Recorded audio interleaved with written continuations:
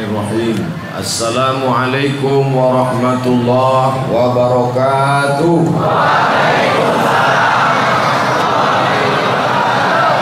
Bersyukur kita kepada Allah dengan mengucapkan Alhamdulillahi Rabbil Alamin. Berselawat kepada Rasulullah dengan ucapan Allahumma salli ala Sayyidina Muhammad wa ala ali Sayyidina Muhammad. Suatu hari ada orang menelpon saya. Assalamualaikum, kata dia. Saya jawab, waalaikumsalam.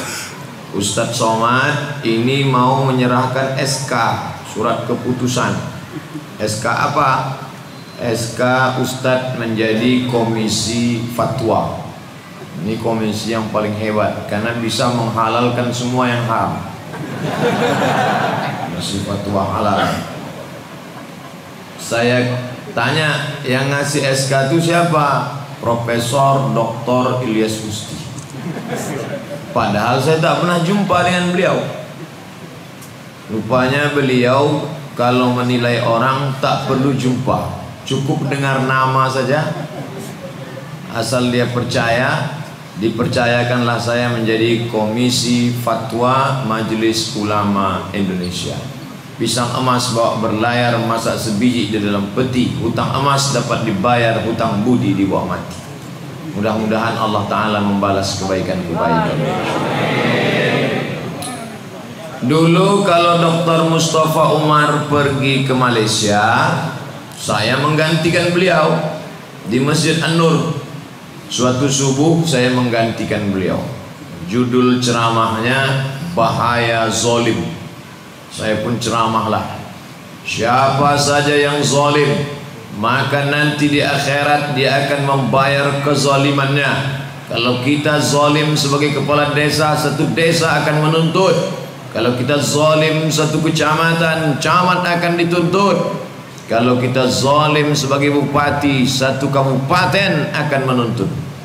Selesai ceramah, datang Bapak Pegawai PU.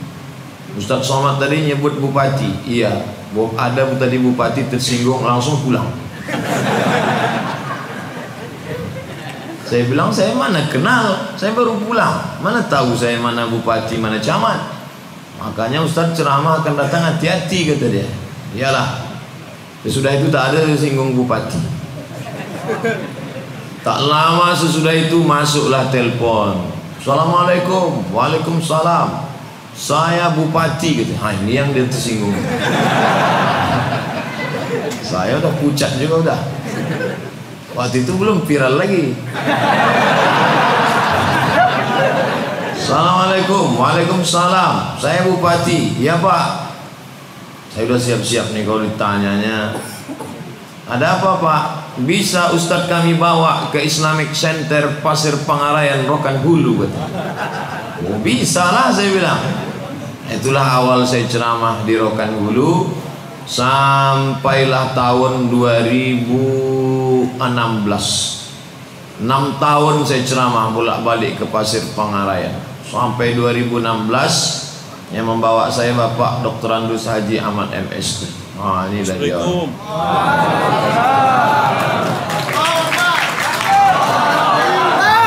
Kami tak ada janji mau jumpa malam nih.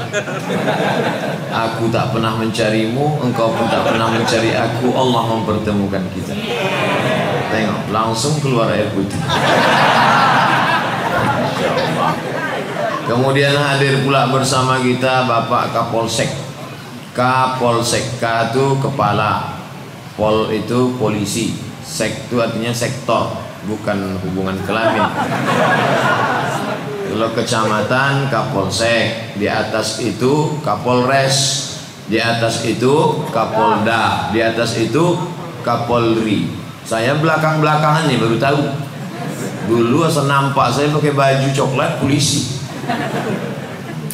Kapolsek, Kapolres, Kapolda, Kapolri. Alhamdulillah keempat-empat tuh sudah pernah berfoto sama saya. Fotonya saya simpan. Asal ada polisi menilang, mau saya tunjukkan. Udah saya siap-siap kan. Ini nanti kalau disempritnya aku tunjuk kan. Sampai sekarang belum pernah. Itu pula. Dulu selalu kena tilang. Di depan mall SKA itu, karena mau cepat ceramah, membelok saya. Begitu belok, prip. Bayar di sini atau pengadilan? Pengadilan, Pak. Bawalah saya ke pengadilan Jalan Melati, 70.000 di sidang. Ngantri dari jam 7 pagi sampai jam 11. Sidang 70.000. Ingat betul saya, berkesan. Pokoknya di mana letak keluar duit ingat gitu. Alhamdulillah malam ini berjumpa encik-encik, puan-puan, tuan-tuan, hadirin hadirat. Saya sudah menulis Masjid Ikhlas ini, tak ingat berapa bulan yang lalu, tapi ada tertulis itu Masjid Ikhlas Omar. Nama Masjid Ikhlas, dia kontak janjinya Omar. Saya kalau sudah berjanji tak pernah saya hapus, tak pernah saya buang. Kalau sudah saya janji situ, siapapun mau robahnya tak bisa robah. Tapi saya tak pernah menelpon masjid. Tak pernah masjid itu saya telepon. Saya jadi apa tidak? Saya diam aja. Kalau dia tak menelpon, berarti saya istirahat. Maka saya tak telepon Masjid Ikhlas, saya diam aja. Semalam baru ditanya, Ustaz jadi tak menjadi? Jadi kata saya. Kapan? Besok malam. Nah, maksud saya, maunya panitia itu, wah ini terlalu mepet Pak Ustaz, kalau gitu kita batal aja lah. Maksudnya, oke lah Ustaz, besok malam Masjid Ikhlas. Yalah, bayangan saya paling 2 sok aja. Nah, persiapannya cepat betul. Rupanya melimpah ruah, Masya Allah. Nah, jadi kalau ada mau mengeluarkan kotak infak, inilah masanya. Keluarkanlah. Nah, mana? Keluarkan, coba sedikit. Jadi Bapak Ibu, dulu itu tidak ada kalender. Makanya Nabi Muhammad SAW dilahirkan tahun gajah. Tak ada tahun 1900 sekian, tak ada. Karena orang Arab ini tak tahu membuat kalender. Kebetulan waktu itu banjir, disebut Amul Faydan, tahun banjir. Kebetulan tahun itu meninggal pakcik Nabi, meninggal pula istri Nabi, maka tahun duka cita. Bahasa Arabnya duka cita, Amul Huzni, tahun duka cita. Jadi kalau ada kawan kita namanya Husni, itu duka cita. Bukan Husni, kalau Husni baik. Huzni Zain duka cita. Husni baik. Nyamplok marah Pak Husni ke saya nanti. Kalau kebetulan tahun itu datang tentara, alam tara kaifa fa'ala rabbuka bi ashabil fil. Al-fil artinya gajah, maka disebut tahun itu tahun gajah. Kita pun di bumi Melayu ini dulu begitu, nenek moyang kita. Saya dulu kuliah di IAIN Susko tahun 1996, Fakultas Tarbiyah, jurusan Bahasa Arab. Di kelas itu ada satu kawan saya, kalau kenalan dia maju ke depan, nama saya Anu, lahir 1976. Nama saya Fulan, lahir 1976. Lama-lama saya penasaran, saya tanya, kamu kenapa nyebut lahir saja? Kenapa tak tahu tanggalnya? Mak saya tak menulis, gitu. Jadi tak ditulis tanggal sama bulan, asal lahir, habis itu lahir. Jadi dari mana tahu 1976? Waktu saya tanya emak saya, kapan saya lahir mak? Waktu engkau lahir, pokok kelapa dipasambar petir. Mengaitkan tahun dengan momen itu ciri masyarakat yang tidak punya kalender. Kapan aku lahir mak? Waktu pokok kelapa disambar petir. Ditanyanya lah anak kampung situ, siapa yang tahunnya sama waktu kelapa disambar petir? Dapatnya satu. Tahun berapa? 1976. Itulah tahun. Jadi masyarakat kita pun begitu. Tanyalah atuk-atuk kita, "Tuk, atuk kapan lahir?" Waktu agresi Belanda kedua, berarti 1949. Kapan nenek lahir? Kira-kira 3 tahun sesudah Jepang lah. Mengaitkannya dengan Belanda dan Jepang. Itu ciri masyarakat yang tidak punya kalender. Jadi menyambut tahun baru hijrah, maka itu tidak ada dalam sejarah Nabi Muhammad sallallahu alaihi wasallam. Karena zaman Nabi 10 tahun di Madinah tak ada kalender. Pindah ke zaman Abu Bakar. Abu Bakar jadi khalifah 2 tahun. Tak juga ada kalender. Zaman Umar bin Khattab barulah muncul surat dari Abu Musa al-Ash'ari. Siapa namanya? Abu Musa al-Ash'ari berkirim surat, "Wahai Khalifah Umar, kami malu setiap datang surat tak ada kalendernya." Berkumpullah Umar bin Khattab mengumpulkan beberapa orang sahabat. Kira-kira kalender Islam ini kita mulai kapan? Itu 17 tahun sesudah pindah ke Madinah. Artinya apa? 13 tahun di Makkah, 17 tahun di Madinah. 13 tambah 17 sama dengan, memang kalau belum minum nih payah ngitung kan. 13 tahun di Makkah, 17 tahun di Madinah. 13 tambah 17 sama dengan 30 lah. 13 tambah 17 30 tahun tak punya kalender setelah turunnya wahyu. Bermusyawarah. Nabi sudah meninggal. Nabi sudah meninggal. Umar bin Khattab ini orangnya santun.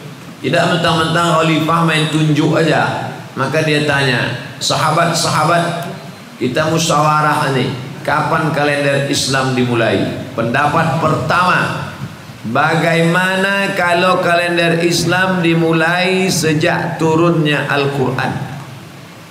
Turun Quran tahun 1.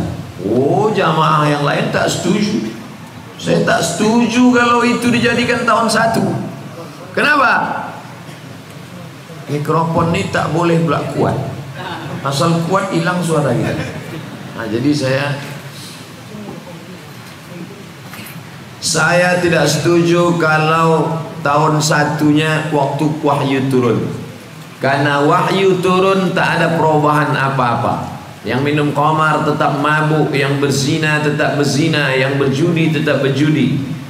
Tak ada perubahan. Oleh sebab itu maka pendapat pertama tolak.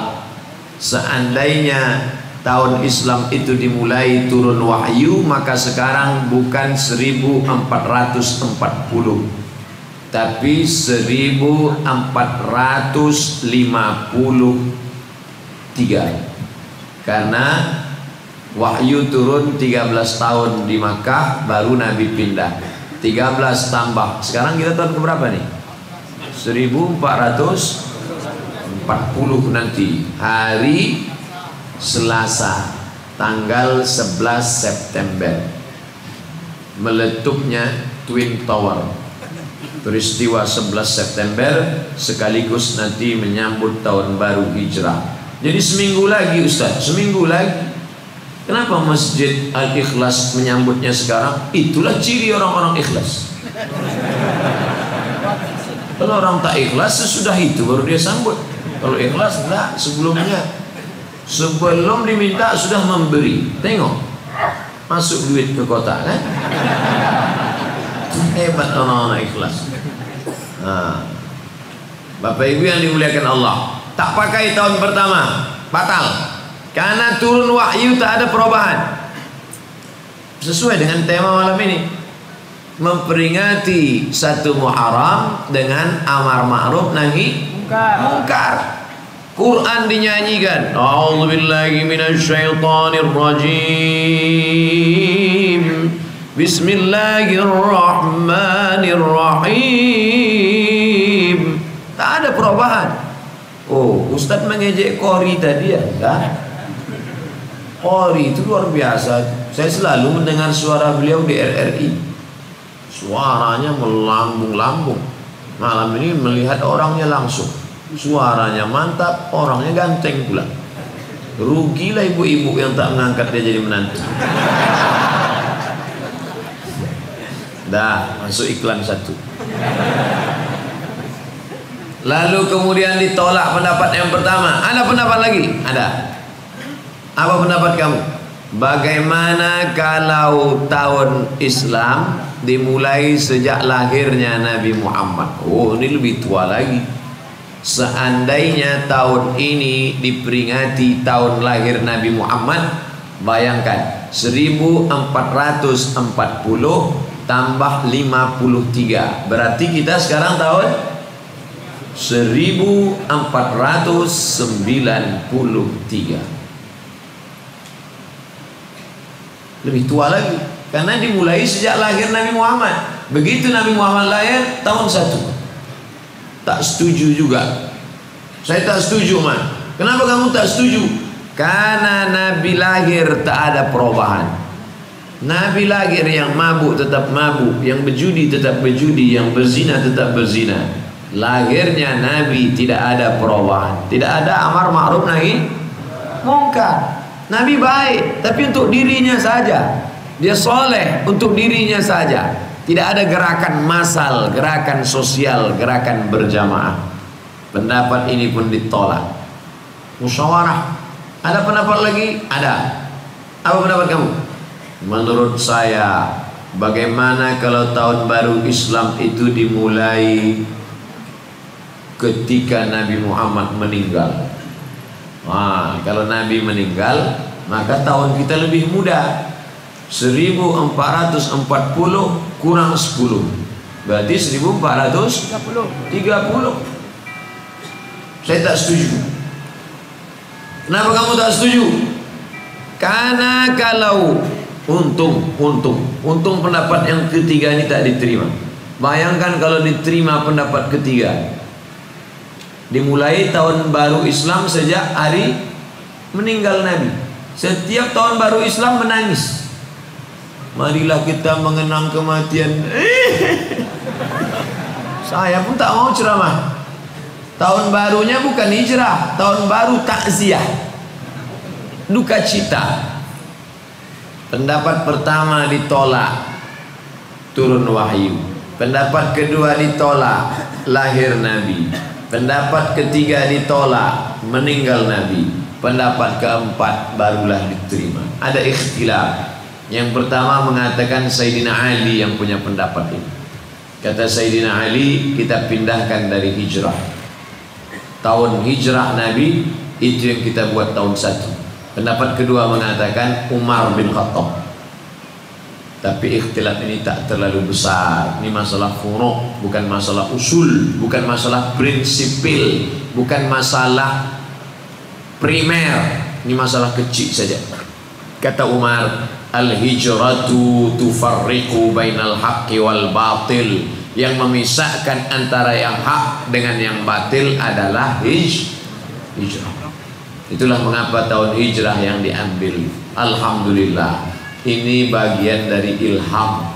Wahyu sudah putus karena Nabi sudah meninggal. Dengan adanya hijrah itu nampaklah mana sahabat yang asli sayang kepada Nabi, mana yang hanya pura-pura basa-basi lipstick. Dengan hijrah itu nampak siapa yang betul-betul beramal karena Allah, yang memisahkan antara orang munafik dengan orang yang tulus ikhlas. Maka hijrah. Begitu juga dengan malam ini.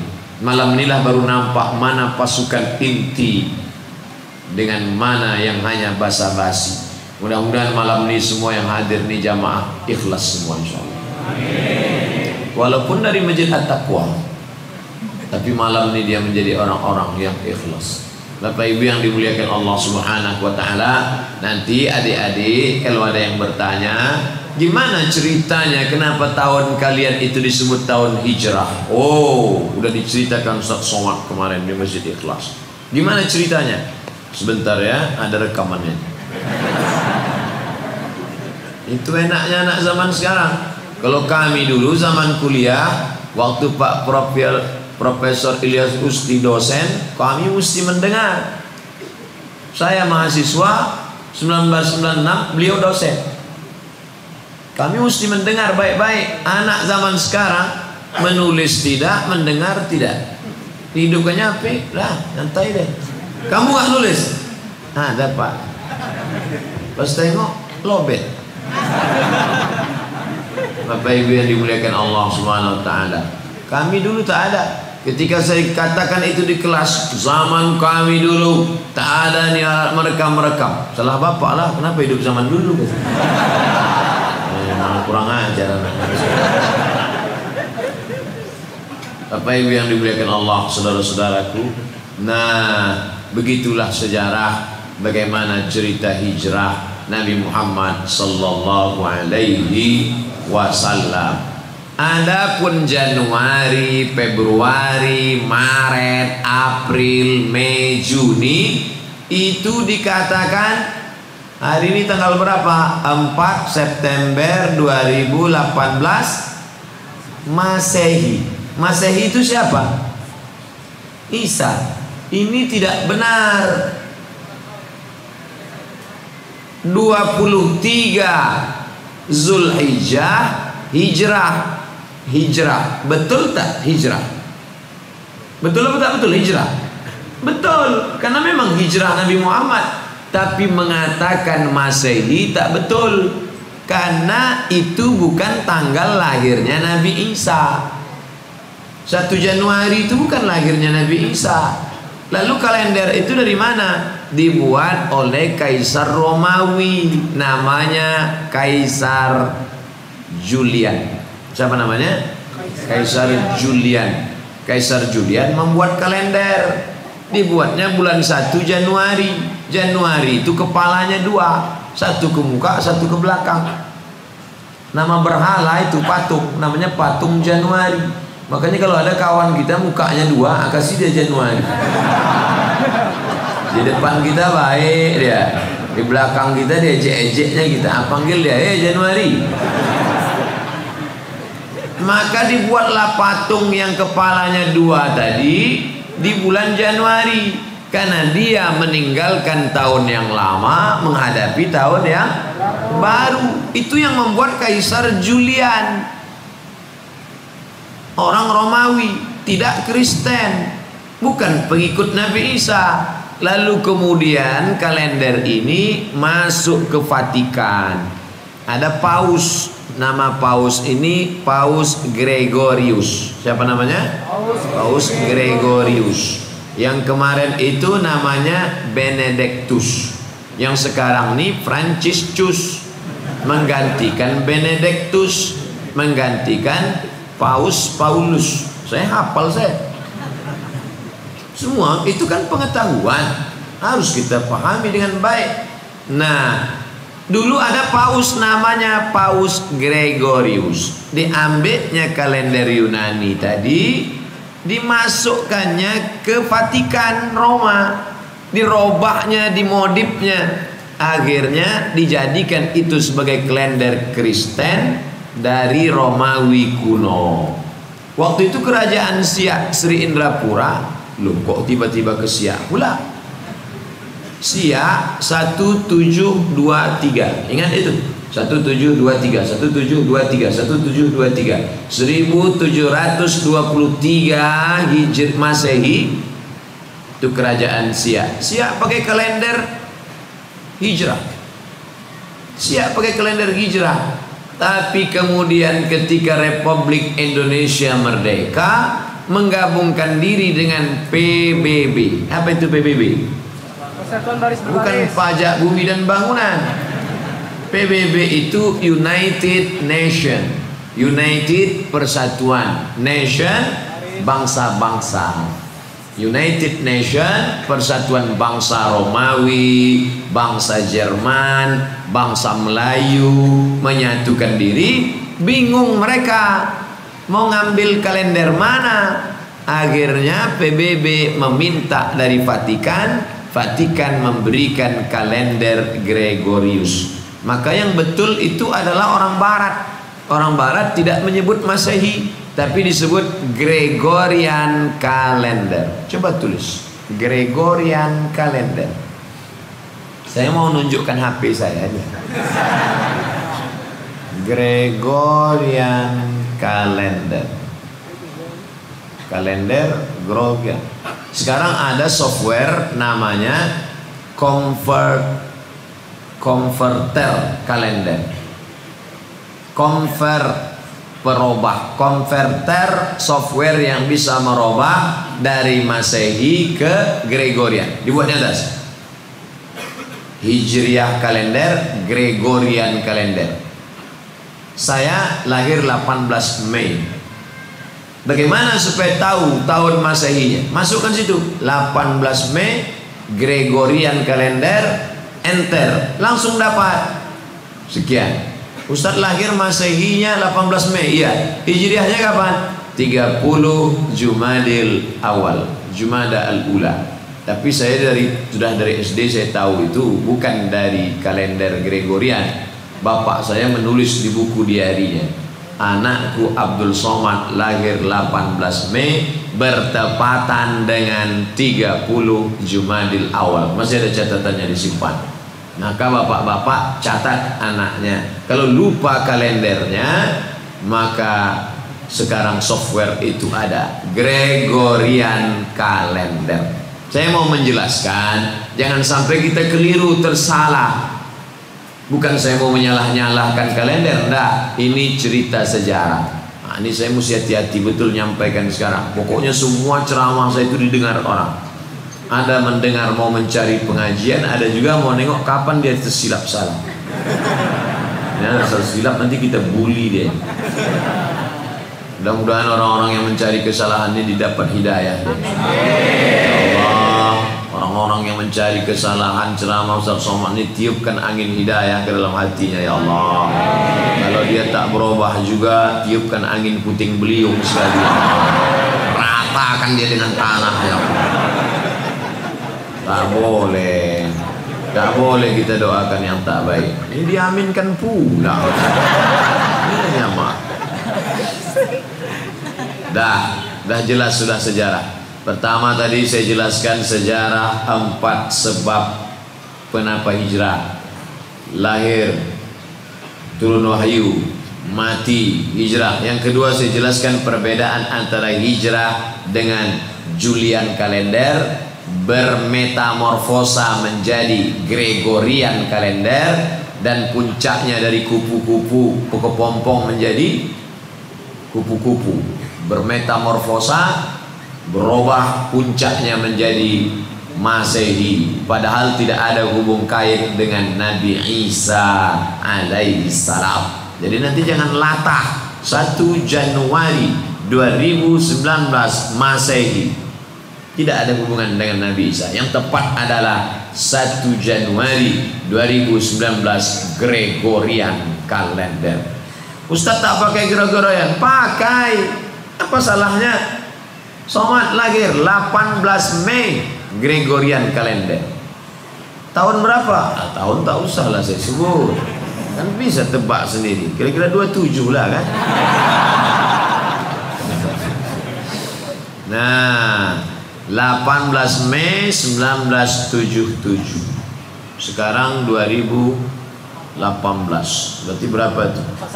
41 tahun. Insya Allah mati 2040.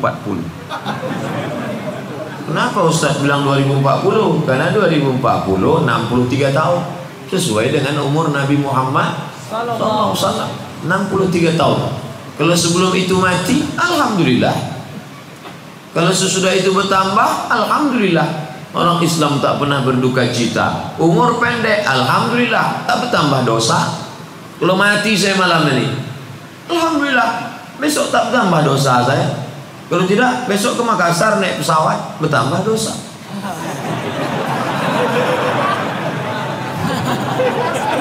Nengok pramugari, roknya panjang, resleting belum berpasang. Ustaz tengok, saya tidak menengok, ternampak sikit. Takkan awak minta cari mana kursi, mana kursi. Itu tengok kan. Andai mati malam ini, besok tak berdosa. Andai hidup besok pagi, amal bertambah. Tapi dosa kan bertambah. Istighfarlah. Astaghfirullah Rabbal baraya, astaghfirullah minal khataya. Jangan tengok lagi. Ini istighfar 5 kali, tengok 10 kali. Nah, selesai. Habis itu sekarang kita bahas tentang perjalanan hijrah Nabi Muhammad sallallahu alaihi wasallam. Hijrah ini berawal hari Kamis. Jadi hari Kamis itu berkumpullah datuk-datuk, nenek mama, ulu balang di sebuah lembaga namanya Darun Nadwa. Kalau di Pekanbaru, tadi kami berkumpul juga tadi sore. Nama lembaganya LAM, Lembaga Adat Melayu Riau. Saya alhamdulillah dua-dua saya masuk, LAM sama MIM.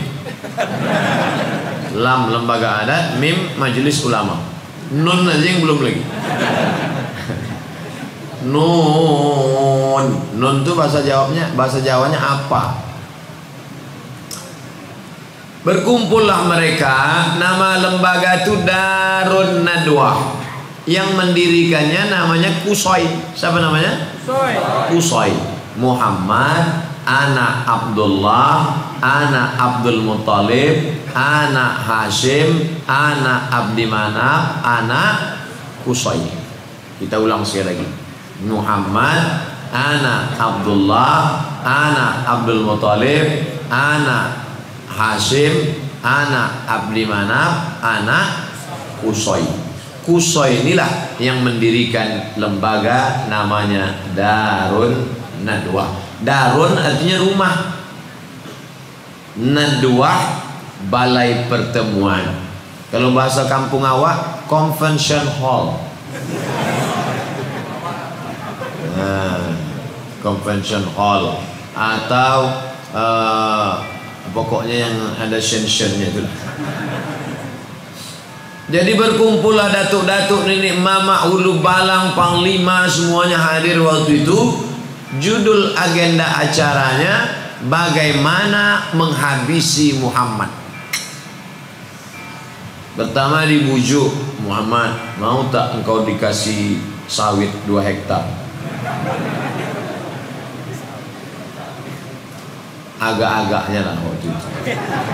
Apa kata Nabi Muhammad? Wallahi ya ammi, demi Allah wahai paman, law wada'u syamsa fi yamini, seandainya mereka letakkan matahari di tangan kananku, bulan di tangan kiriku, ala an atruka hadzal amra ma taraktuh, takkan kutinggalkan dakwah ini. Jadi metode yang pertama adalah dibujuk dan dirayu. Mau tak? Mau tak? Mau tak jadi? Tak mau dia. Tahta, harta, wanita. Tahta tak mau, harta tak mau, wanita tak mau. Kalau tidak mau dirangkul, maka dipukul. Metode itu yang sedang dipakai sekarang. Mereka mau tak? Saya pula ditawari jadi menteri, mana saya mau? Wakil presiden aja saya tak mau. Ini dirayu. Yang nawari Ustaz jadi menteri siapa? Tak ada. Ini kan cerita. Cepat betul tepat. Jadi yang pertama dirayu. Nabi Muhammad tak mampan dirayu. Karena surga itu sudah di kelopak mata dia, nampaknya. Nabi itu buka mata nampak surga. Awak buka mie ayam aja jauh. Lagi surga. Nah, enak ya ceramah kok di kampung kita sendiri, nyantai.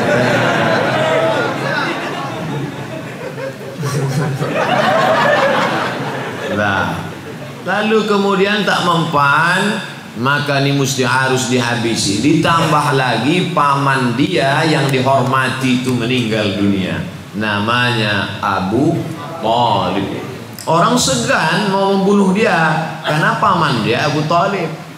Mana orang berani? Sama lah macam saya di Pekanbaru. Mana berani orang musik saya? Itu anak buah Pak Ilyas Kusti. Macam nanti kalian tengoklah. Mana orang berani? Ceramah saya di Rokan Hulu. Mana orang berani? Itu geng Pak Ahmad tuh. Begitu Pak Ahmad berhenti jadi bupati, dicoret nama kita.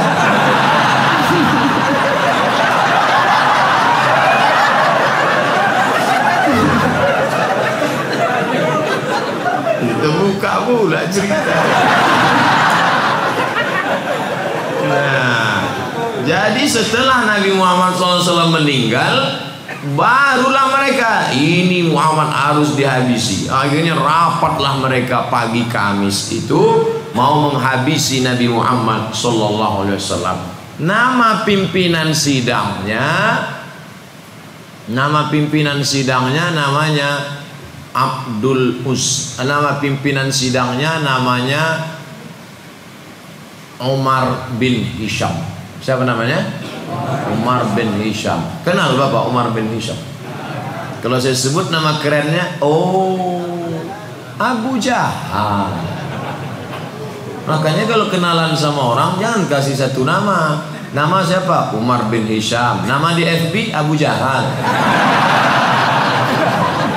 Umar bin Hisham itu Abu Jahal.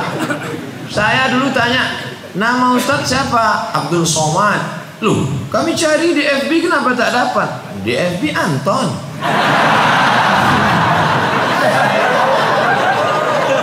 Nah, jadi nama kerennya Abu Jahal. Abu Jahal. Abu artinya bapak, Jahal bonga. Abu Jahal Pak bonga. Namun aduh. Jadi Abu Jahal tadilah pimpinan sidang paripurna nih. Sidang paripurna. Kok bisa pula lah bonga jadi ketua sidang? Karena yang memilih itu goblok. Maka naik bonga. Jangan tersinggung dengan ceramah saya. Karena beberapa orang yang tersinggung tuh 2-3 hari sudah itu mati. Bukan saya hebat, enggak, memang ajalnya udah sampai. Jadi sidanglah. Agenda sidang kita hari ini bagaimana menghabisi Muhammad sallallahu alaihi wasallam. Ada pendapat angkat tangan satu. Entah dari partai apa waktu itu. Saya angkat tangan gitu dia. Saya komisi sekian. Saya tak sebut nama, dia tersinggung pula. Apa pendapat kamu? Muhammad ini kita antar ke tempat yang jauh. Cari tempat jauh, antar. Kira-kira ke Tenayan Raya. Campakkan di tempat pembakaran batu-batu. Bagaimana peserta sidang yang lain? Anggota parlemen setuju? Tidak, saya tak setuju. Kenapa? Jadi mereka di Darun Nadwa itu berdebat juga. Jadi orang kafir musyrik jahiliyah itu di parlemen rakyat itu berdebat.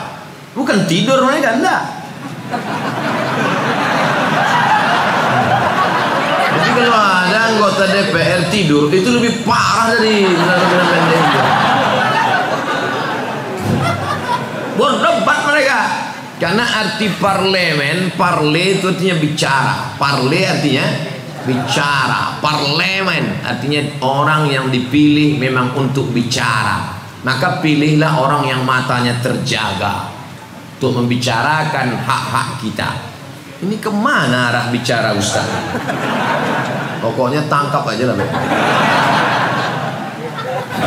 Ini nampaknya makin banyak persekusi. Apa takut? Apa baik-baik dipersekusi juga? Bagus lepaskannya semua kan?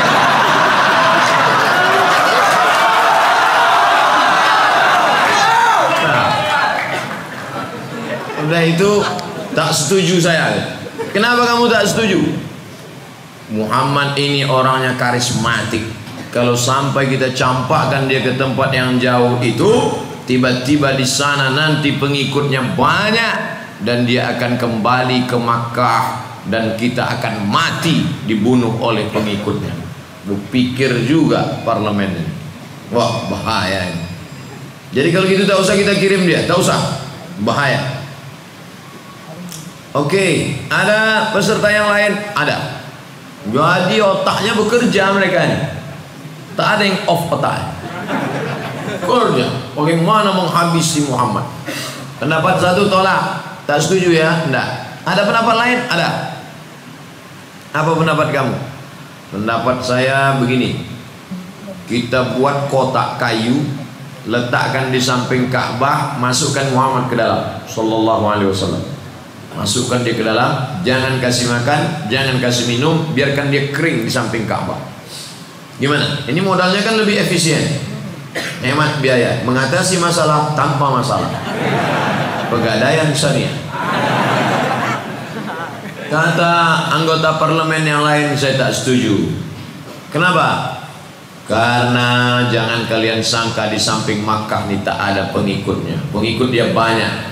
Kalau sampai mereka melihat pemimpin karismatik mereka dibuat begini kering di samping Ka'bah, maka Makkah akan bergejolak, terjadi revolusi umat besar-besaran. Jadi kalau gitu pendapat pertama tolak, pendapat kedua tolak juga, tak bisa kita pakai, tidak. Akhirnya suasana sepi, kata pimpinan sidang, kalau gitu kita break dulu, kita mabuk-mabuk dulu sebentar.